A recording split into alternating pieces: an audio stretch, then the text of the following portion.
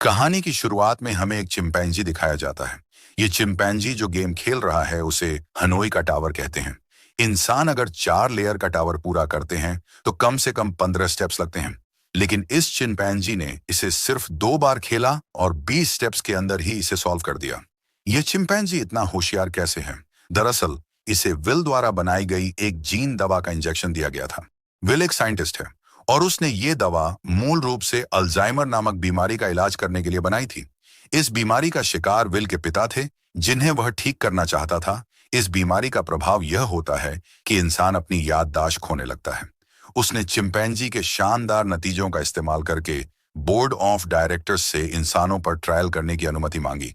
लेकिन तभी यह चिंपैंजी अचानक भड़क गया, कर्मचारियों पर हमला कर दिया और पूरी कंपनी में टहलका मचा दिया। वह उछल कूद करते हुए मीटिंग रूम तक पहुंच गया। इससे पहले कि विल कुछ समझ पाता, सिक्योरिटी गार्ड्स ने उस चिंपैंजी को गोलियों से भून दिया। विल का इंसानों पर ट्रायल करने का प्लान पूरी तरह से चौपट हो गया। बॉस ने विल को चेतावनी दी कि अगर वह अपनी नौकरी नहीं खोना चाहता है तो तुरंत प्रोजेक्ट बंद करे और सभी चिंपैंजियों को खत्म कर दे। विल उदास होकर लैब वापस आया ताकि सब समेट सके। तभी उसके एक साथी ने कुछ अजीब देखा। वहां एक नवजात चिंपैंजी था।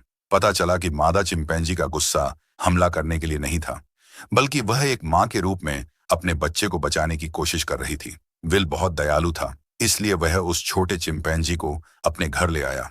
विल के पिता, जिन्हें अल्जाइमर था, इस छोटे से जीव को बहुत पसंद करने लगे। विल ने इस छोटे चिंपैंजी का नाम सीजर रखा। सीजर ने पहली बार दूध पीने के समय से ही असाधारण बुद्धिमत्ता दिखानी शुरू कर दी थी। 3 साल बीत गए। सीजर में अपनी मां के मॉडिफाइड जीन आ गए थे और उसकी बुद्धिमत्ता तेजी से बढ़ने लगी, यहां तक कि वह अपनी मां से भी ज्यादा होशियार हो गया। उसने न केवल साइन लैंग्वेज सीख ली, बल्कि उसकी समझने की क्षमता उसी उम्र के इंसानी बच्चों से कहीं ज्यादा थी। वह पेंटिंग कर सकता था, किताबें पढ़ सकता था और चेस खेलने में भी माहिर हो गया था। सीजर दिन ब दिन और चतुर होता जा रहा था, लेकिन विल के पिता की बीमारी और भी गंभीर होती जा रही थी। अपने पिता को ठीक करने के लिए विल ने कंपनी से वो जीन दवा चुरा ली और उसी रात रिस्क लेकर अपने पिता को इंजेक्शन लगा दिया। अगले दिन पिता चमत्कारिक रूप से पूरी तरह से ठीक हो गए। एक दिन सीजर ने खिड़की से नीचे बच्चों को खेलते देखा। वह कभी घर से बाहर नहीं निकला था, इसलिए उसकी उत्सुकता बढ़ गई और वह बाहर भाग गया। पड़ोसी ने अपने बच्चों को बचाने के लिए बेसबॉल बैट से सीजर को भगाना शुरू कर दिया। जब विल वहां पहुंचा तो सीजर बुरी तरह डरा हुआ था और विल की गोद में छिप गया। घर लौटने पर विल ने देखा कि सीजर को चोट लगी है, इसलिए वह उसे तुरंत जानवरों के अस्पताल ले गया। जब डॉक्टर कैरोलीन सीजर के घाव सिल रही थी तो सीजर ने साइन लैंग्वेज में विल से कहा कि तुम्हें इस डॉक्टर को डेट पर ले जाना चाहिए। जल्द ही जानवरों से प्यार करने वाली डॉक्टर कैरोलीन और विल एक साथ आ गए। विल और कैरोलीन सीजर को रेडवुड के जंगलों में ले गए। जब विल ने सीजर का पट्टा खोला तो सीजर थोड़ा डरा हुआ था और उसने अनुमति मांगने के लिए अपना हाथ आगे बढ़ाया। विल ने उसके हाथ को सहलाया, जिसके बाद सीजर खुशी खुशी जंगल में कूद पड़ा। वह एक विशाल पेड़ के पास गया और विल के हौसला बढ़ाने पर ऊपर चढ़ने लगा। वह पेड़ों के बीच उछल कूद करने लगा। कई सूर्यास्त और बारिशों के बीतने के बाद 5 साल बाद सीजर आखिरकार बड़ा हो गया। एक दिन जब विल, उसकी गर्लफ्रेंड और सीजर जंगल से लौट रहे थे तो सीजर ने एक कुत्ते को देखा जिसके गले में भी पट्टा बंधा हुआ था। कुत्ता सीजर पर भौंकने लगा, जिससे सीजर के अंदर कई सवाल उठ खड़े हुए। कार में वापस आकर सीजर ने बहुत सोच विचार के बाद विल से पूछा कि क्या वह एक पालतू जानवर है। विल ने कहा कि तुम पालतू जानवर नहीं हो, तुम मेरे बेटे हो। अंततः विल ने सीजर को उसकी असलियत बता दी। सच जानने के बाद सीजर की मानसिकता बदल गई। घर जाने के बाद सीजर का खाना खाने का भी मन नहीं किया। उसने देखा कि विल के पिता की अल्जाइमर की बीमारी फिर से लौट आई है। कंफ्यूजन में पिता ने पड़ोसी की कार को टक्कर मार दी। पड़ोसी गुस्से में बूढ़े पिता पर चिल्लाने लगा। यह देखकर सीजर बर्दाश्त नहीं कर पाया और उसने तुरंत बाहर जाकर पड़ोसी पर हमला कर दिया। आसपास के लोग यह देखकर डर गए। इस हमले के कारण सीजर को एक प्राइमेट शेल्टर में भेज दिया गया। विल को लगा कि जगह ठीक है, लेकिन विल के जाते ही वार्डन ने सीजर को लोहे के पिंजरे में बंद कर दिया। सीजर को तब एहसास हुआ कि यहाँ दर्जनों और वानर भी बंद हैं। जब वार्डन सीजर को खाना देने आया और सीजर ने नहीं खाया तो वार्डन ने उस पर हाई प्रेशर पानी की बौछार कर दी। सीजर बहुत बेबस महसूस कर रहा था। अचानक सीजर ने जमीन पर एक पत्थर देखा और उससे दीवार पर अपने घर की खिड़की का चित्र बनाया।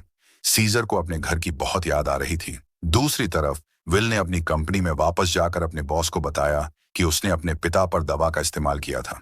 उसने कहा कि दवा इंसानों पर असर करती है, लेकिन इसमें और सुधार की जरूरत है। यह सुनकर बॉस ने तुरंत एक्सपेरिमेंट दोबारा शुरू कर दिए। एक कोबा नाम के चिंपैंजी पर गैस वाली दवा का इस्तेमाल किया जा रहा था।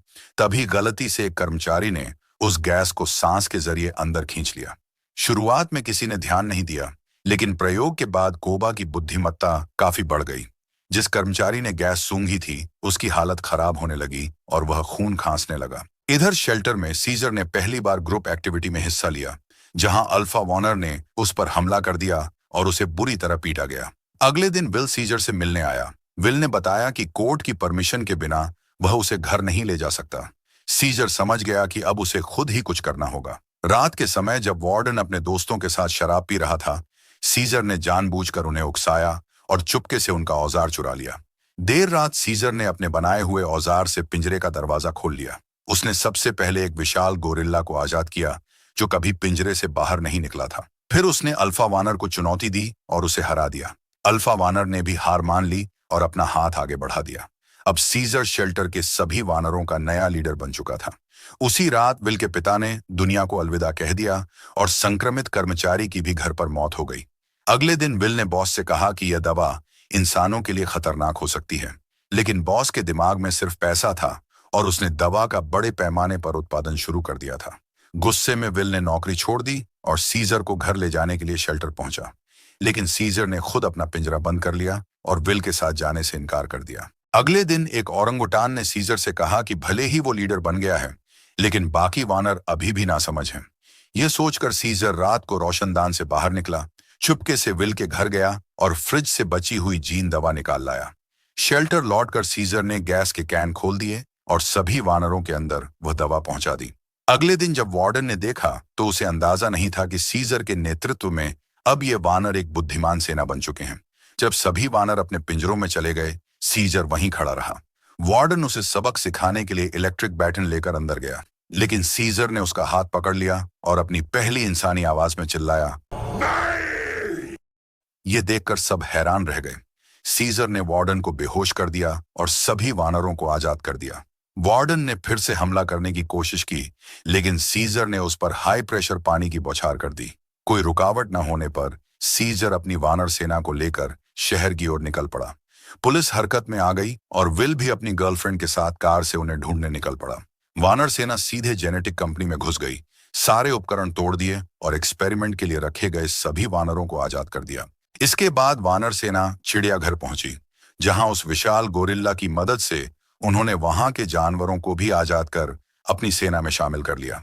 वे सड़कों पर आ गए और इमारतों पर चढ़ने लगे। एक पुलिस वाले ने एक वानर को पकड़ लिया था, लेकिन सीजर ने उसे बचा लिया। भारी पुलिस फोर्स के आने पर औरंगुटान और गोरिल्ला ने पुलिस की गाड़ियों पर हमला कर दिया। अजेय वानर सेना जल्द ही गोल्डन गेट ब्रिज पर पहुंच गई। पुलिस ने पुल के दूसरी तरफ बैरिकेड लगा रखे थे। सीजर ने अपनी सेना को रुकने का इशारा किया।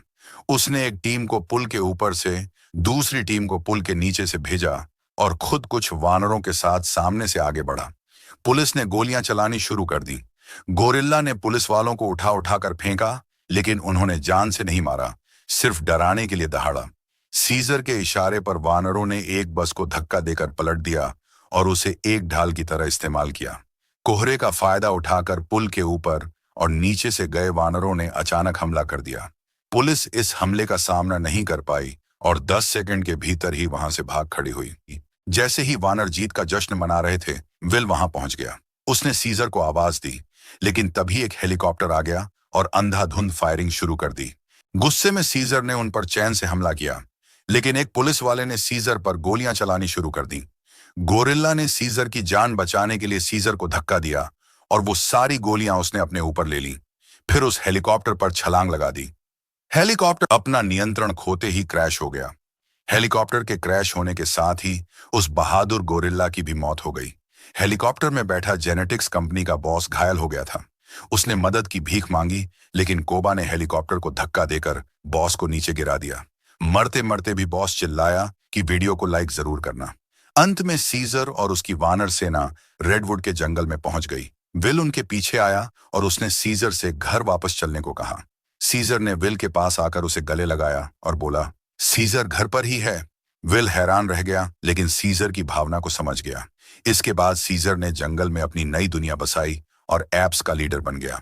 दोस्तों, इस वीडियो को बनाने में बहुत मेहनत लगी है, तो एक लाइक, शेयर, सब्सक्राइब जरूर करें। मिलते हैं अगली वीडियो में, तब तक के लिए गुड बाय।